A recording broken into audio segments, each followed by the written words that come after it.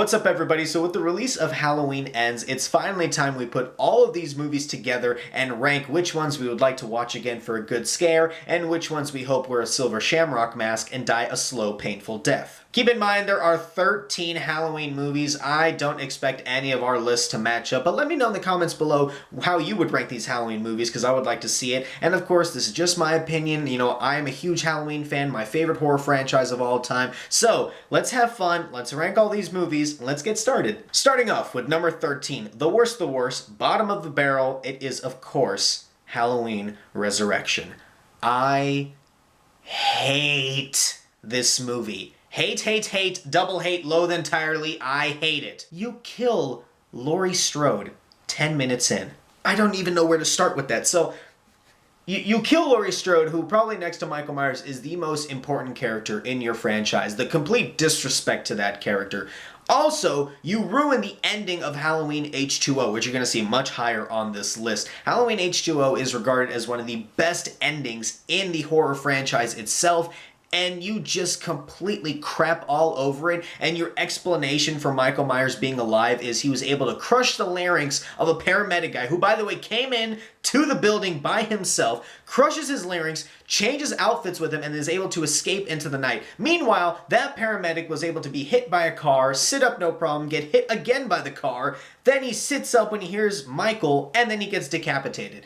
So you're telling me that this paramedic's name was Michael and he was also just as durable as Michael Myers? Yeah, I call bullcrap Halloween Resurrection. The acting is also terrible in this movie, especially the final fight between our main final girl and Michael Myers, where she's just like, this is for them, this is for all of them. Terrible. Absolutely garbage. Also, why would you cast Tyra Banks and Busta Rhymes for a Halloween movie?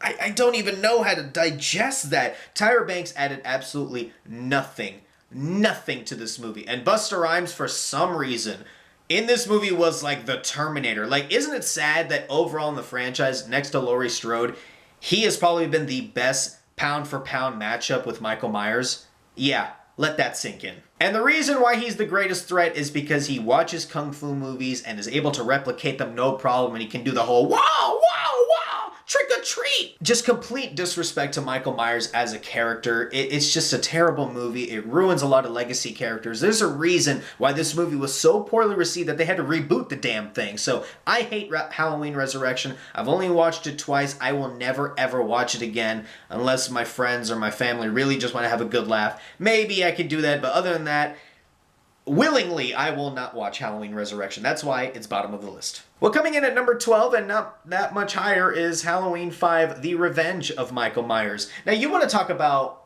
ruining a character. Let's talk about Dr. Loomis. How is it this character goes from one of the coolest characters in horror history to being one of the craziest cuckoo characters you've ever seen in your life? Like, at one point, I didn't know if Jamie was safer with Loomis or Michael Myers. That's how much Loomis had fallen as a character. You also kill Rachel, who was the main girl in the previous film, and you replace her with Tina, who sucks!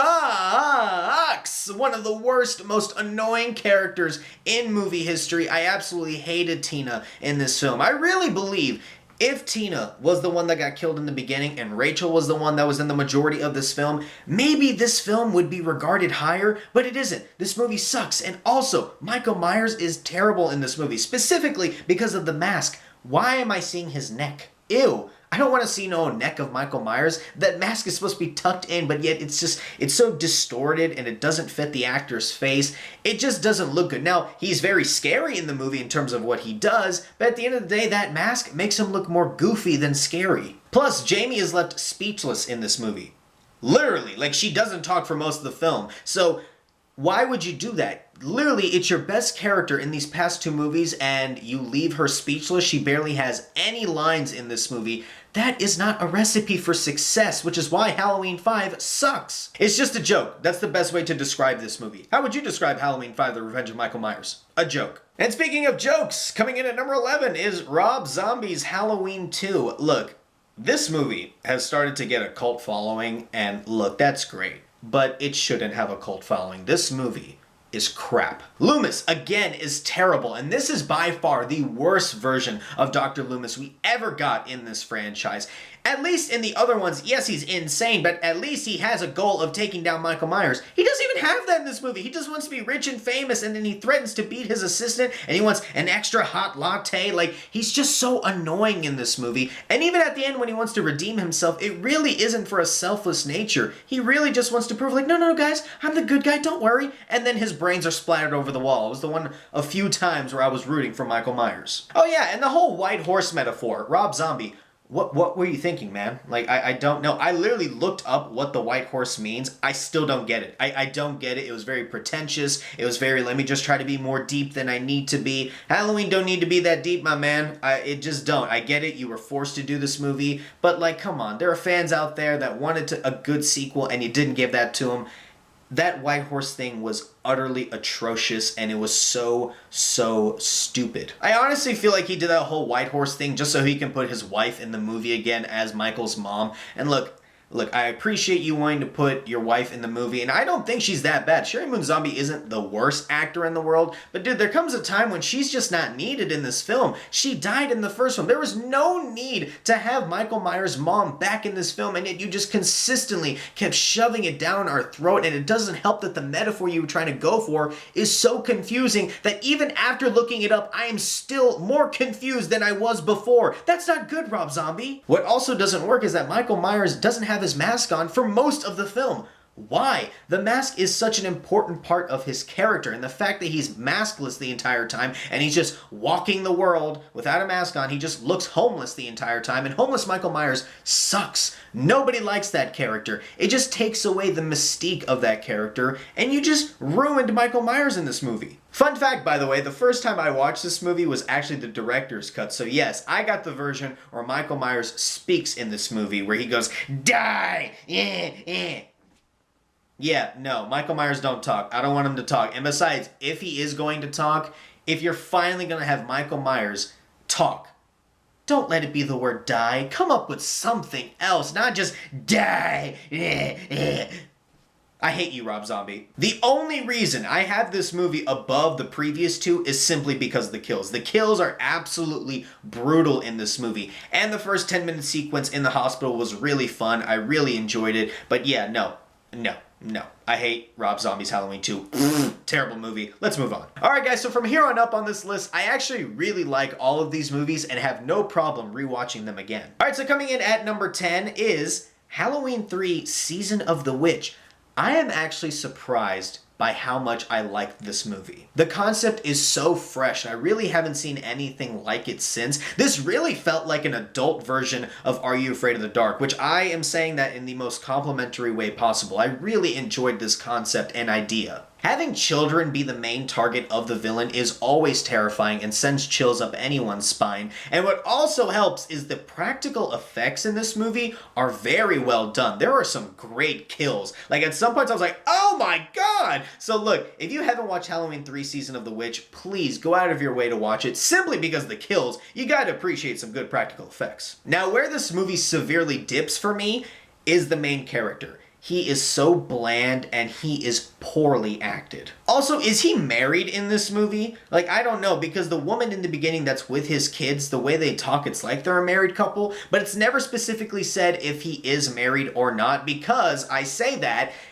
almost every woman he interacts with, he openly flirts with. Like, he's a doctor, he spanks a nurse saying, yeah, let's go out sometime. He talks with a coroner person, and she's saying, let's go out to dinner. And then he meets a girl whose dad just died, and they go on this road trip together to investigate, and he sleeps with her. So I'm like, this dude, my god, if you're still married, I don't get how this works. So, like, he is one of the worst main characters I have ever seen in a movie. He single-handedly brings this movie down because the acting is so bad. I really think if they got a better actor to play the main character, I would probably regard this movie as a classic. Especially because of the ending. If you haven't watched Halloween 3 Season of the Witch, You may not like the movie. I personally liked it, but the ending, everybody says, is really good, and I am saying it firsthand. The ending left me shook. So please, watch Halloween 3 Season of the Witch simply because of the ending. It was really cool. Coming in at number 9 is Rob Zombie's Halloween, the one that started it all in that universe. And let me just say,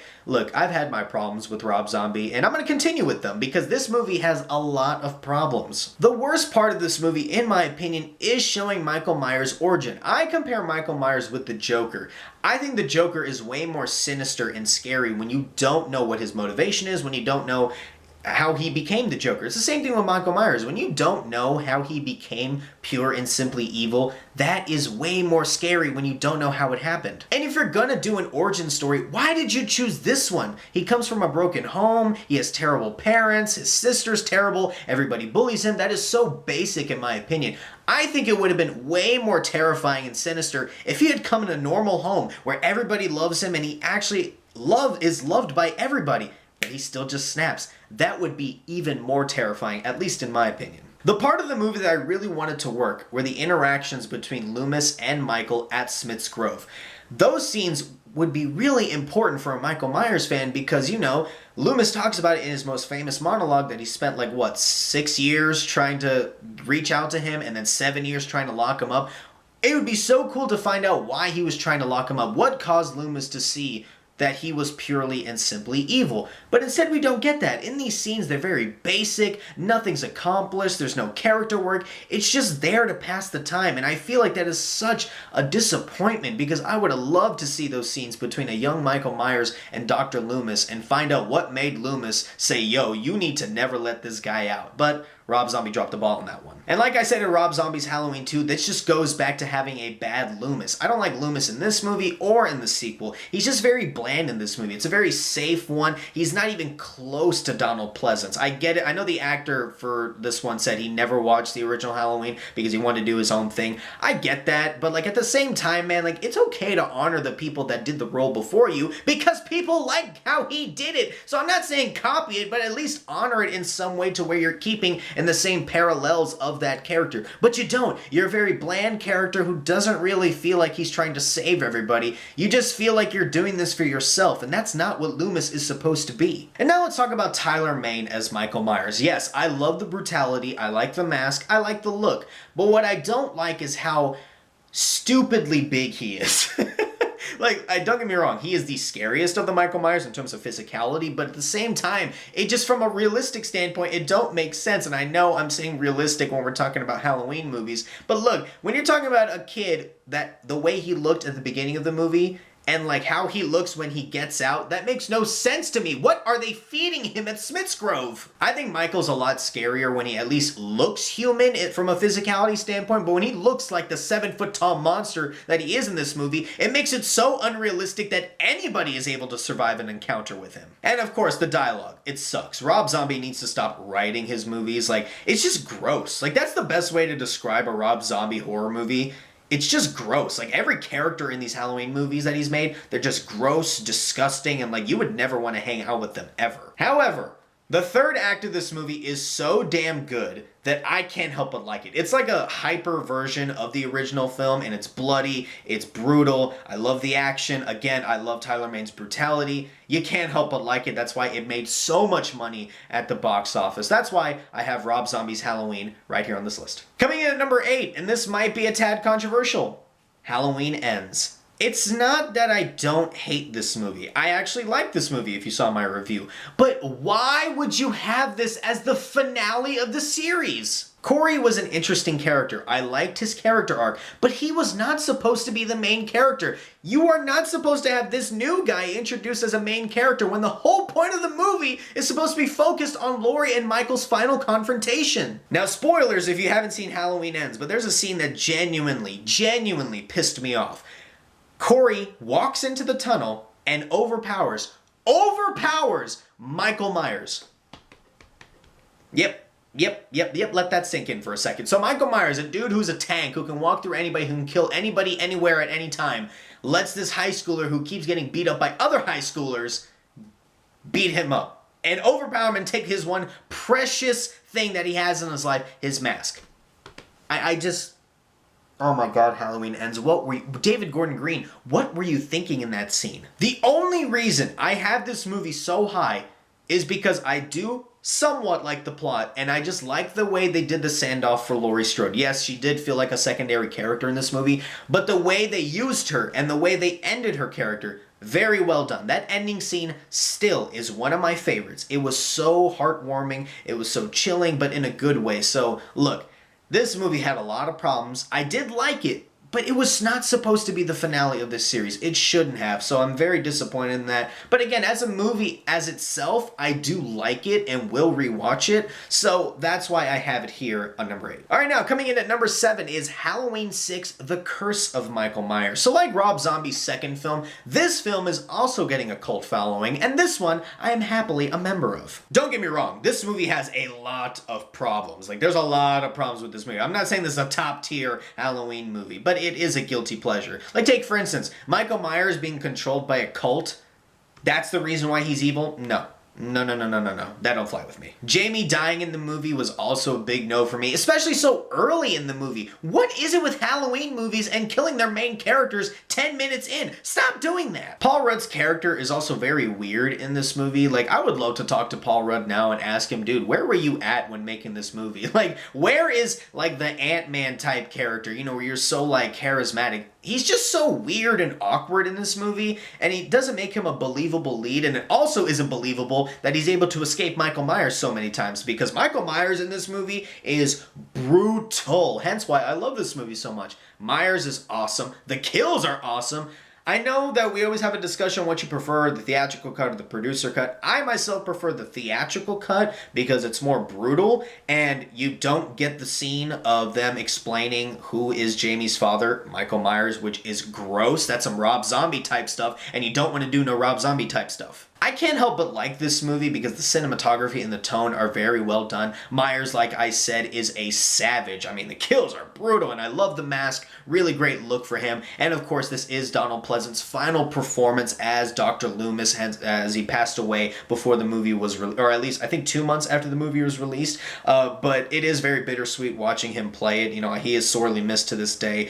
But I will say he's a lot better in this movie than he was in Revenge of Michael Myers. So it was kind of a good way for him to end it. At least he ended Loomis in a good way, possibly. So that's why I have Curse of Michael Myers here so high. I do like this film. It has a lot of problems, but it is a guilty pleasure. All right, now for number 6. All right, I know people are going to hate me for this, but it's Halloween 2, the original Halloween 2. Guys, I rewatched this movie last year, and like, I was so surprised at how bored I was. That's the one problem with this movie. It is so boring. Loomis is not as interesting in this movie as he was in the previous one, and Laurie is barely in this movie. What is it with Halloween movies and barely involving your best characters? Laurie is one of your best characters, and she's barely in this. She's either passed out, walking, or passed out. That's it. That's all we get from Laurie in this movie. I think the kills in this movie are great, but it doesn't help that Michael Myers himself is not that great. He's very robotic in this movie. Like, at least in the first one, played by Nick Castle, there was some personality to it. Like, when he was walking with a purpose. But in this one, it's almost like they got in, like, an animatronic Michael Myers. He was just, like, doing this the entire time. And, like, it just wasn't realistic. I will say, the ending for this movie is iconic. Laurie shooting both of Myers' eyes and the blood going down the mask and him just swinging, and then Loomis sacrificing himself by blowing up the room, and Michael walking out. Somehow he's alive, but then he finally dies. An iconic ending for a character at the time. Again, I have no problem with this movie. I do regard it as one of the better Halloween movies, but man, it really is boring. Like, I was just like, oh my god, like, this movie is still going. Like, the guy character that likes Laurie, he's so useless in this. He passes out because he falls on a pool of blood. Laurie gets up, passes out again. She's walking, sees Myers, gets to the car, passes out again. Just terrible writing and pacing, but the ending is really good. So I have Halloween 2. Unfortunately, maybe for some fans, so low. Coming in at number 5, this might be controversial to some people. It is Halloween Kills.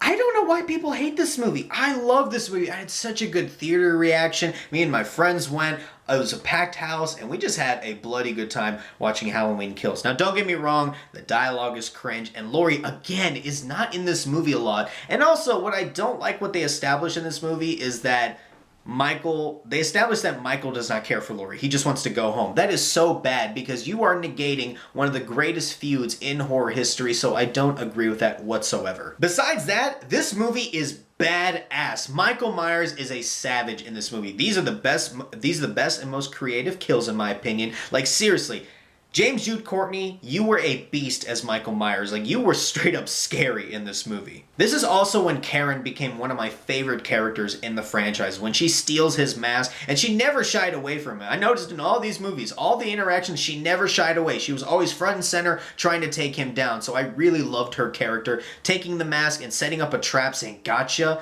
Absolutely fantastic character, and I hated that they killed her at the end of this movie. She should have been in Halloween Ends. It was also great to see the legacy characters in this movie, get that nostalgic feel going, and for the most part, I feel like they were treated well. Now, is this a fantastic movie? No. But is it fun? Absolutely. Coming in at number 4 is Halloween H2O.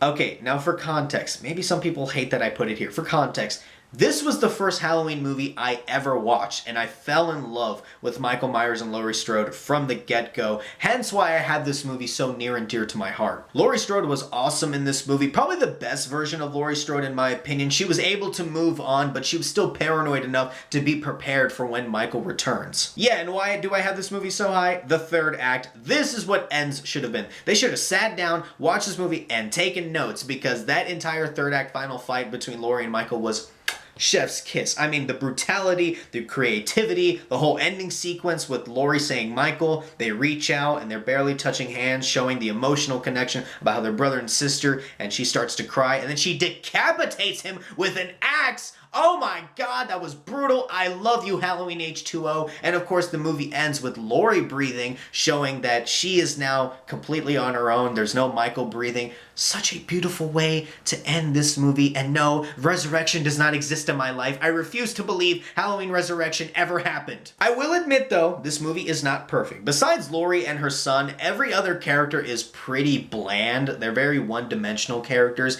And look, I can kind of forgive that because this is a movie where they truly were just focusing on Laurie and Michael, so I can kind of forgive them for that. They had to land that ending of Laurie and Michael, and boy did they. Unfortunately, the worst part of this movie is Michael Myers himself. Chris Duran, I hate to dog on him, but he just wasn't right for this role. He was a little short, and look, I don't want to insult no short kings. I myself am a short king, so I will always support them, but in this case, Michael Myers is supposed to be a certain body type, and I just feel like he didn't fit the role, unfortunately. And what also sucks is his mask was terrible. There's so many masks in this movie, and the CGI one is god-awful, by far the worst. Why would you do a CGI mask?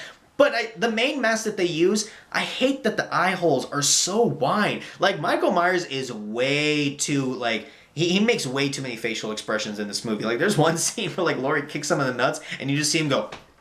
I'm like, no, that's not Michael Myers. Don't do that. So I hate how much expressions were on Michael's face. I didn't like that. If they did the mask a little better, maybe I would have this movie a bit higher, but the mask is so goofy to the point where I have to have this movie right here. Top 3, everybody, and at number 3, I have Halloween 4, The Return of Michael Myers.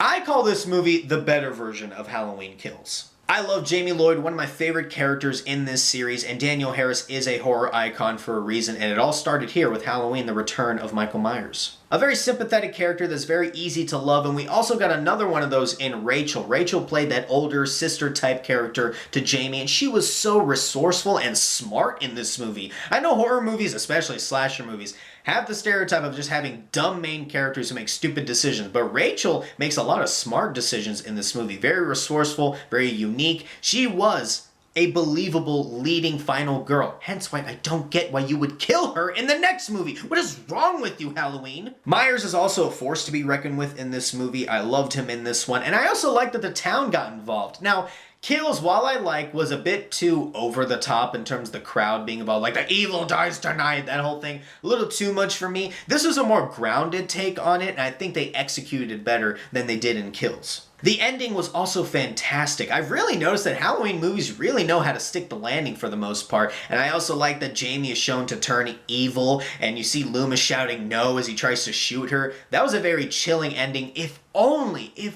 they were able to continue with that storyline, I would have loved it. Well, we're left with what we have, and what we do have is a really fun Halloween movie that I consider the third best in franchise history. Alright everybody, we're down to the final two. You already know by process of elimination which two movies are left. I'm just gonna get right to it. Number 2 is Halloween 2018. What a freaking movie! Woo! I remember how hyped I was when this movie was coming out. That trailer, oh my god, I was blown. I watched it like 20 times because I was so excited for Halloween to come back, and this movie delivered and then some. This was such a perfect back-to-basics movie that really was good for casual fans and diehard fans such as myself. James Jude Courtney was a perfect selection to be Michael Myers. He did what Nick Castle did in the original and made it more brutal and animalistic. One thing I love about James Jude Courtney's Michael Myers is how there's no hesitation in his character. If you notice in how he walks, how he turns, how he grabs a weapon, stabs, and moves, there's no hesitation. There's no second thought. That's what makes him so scary. The fact that he is human, but the way he moves and his decision making, it's very animalistic. And I believe I read an article where James Jude Courtney said he watched a lot of animal type videos, seeing how they hunt their prey. So that was really good decision there by James Jude Courtney, a fantastic Michael Myers who will probably go down as the best actor to play the shape itself. And hey, if you regard him as that, I can't blame you. He's in my discussion. I go back and forth between him and Nick Castle every day on who is the best Michael Myers. Jamie Lee Curtis plays a very emotional version of Laurie Strode, the very PTSD, anxiety-filled Laurie Strode. And I've seen some people say that, oh, that's not realistic. Like, how could you still not move on from that night in 1978? See, I disagree. There are different people. Some people are able to move on, hence like Halloween H2O. But there are some people, honestly, they don't get to move on. They just can't escape that night. Think of it. You're just a simple high schooler, and in one night, all of your friends are one by one picked apart, and you see them die. You're hunted and almost killed multiple times by a dude you have never met before, and you find out that he escapes into the night and is still alive and is in prison, and he is the most dangerous human being to ever live.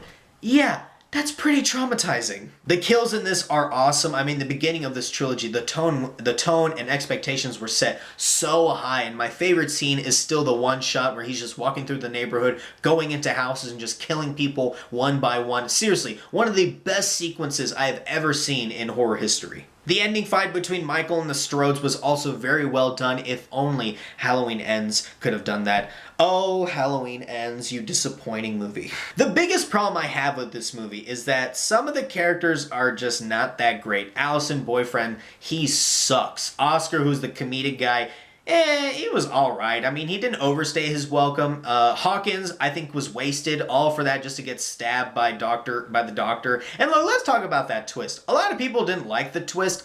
I personally really liked it. I mean, it made sense that Loomis was able to, not give in to the evil, but not everybody is able to do that, hence Corey Cunningham. But Doctor was the first one that we saw to give in to Michael and actually try to be evil for him because he was so obsessed with Michael Myers and wants to find out what makes him evil. So I actually like the twist. I just think they could have executed a little better. I just didn't like how they said, oh, you're the new Loomis.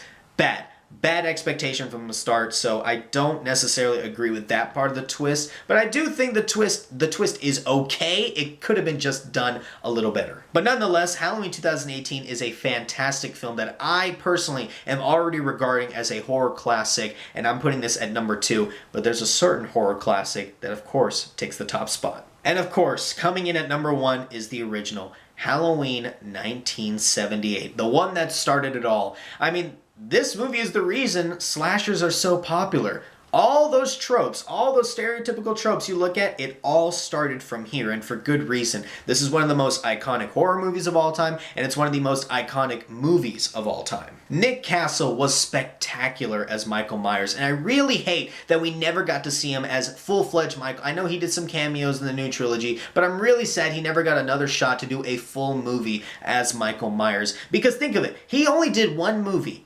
And we are still having a discussion on who is the best Michael Myers. That shows you how perfect he was for that role. But like I said, with all the horror tropes and all the creativity, it all is because of John Carpenter's creativity. Hence why I have this movie at number 1. This movie is not bloody. Honestly, this movie is not that scary in my opinion, but it's so good and it's number 1 because of its creativity, its spacing, its tone, its pacing, all that. Because of John Carpenter's brilliance at his directing. What truly makes this movie work is Donald Pleasence's performance as Dr. Loomis. Loomis's job in this movie was to convince us that this character that we had never seen before is purely and simply evil. Like, this dude is the devil himself, and man, he did a good job convincing us. It's a fantastic film that no Halloween film, unfortunately, will ever touch. This is a classic and iconic film. My personal favorite slasher film of all time. I mean, it's very, very hard to even get to the level of this movie, let alone top it. Hence why it is the top of this list, and it probably will always be the top of the Halloween mountain. Well, there you have it, guys. We have ranked all 13 Halloween movies. Tell me, which movies did you like below? I can't wait to see them. But guys, thank you so much for watching this video. If you like this video, please like, share, and subscribe. I'll see you next time.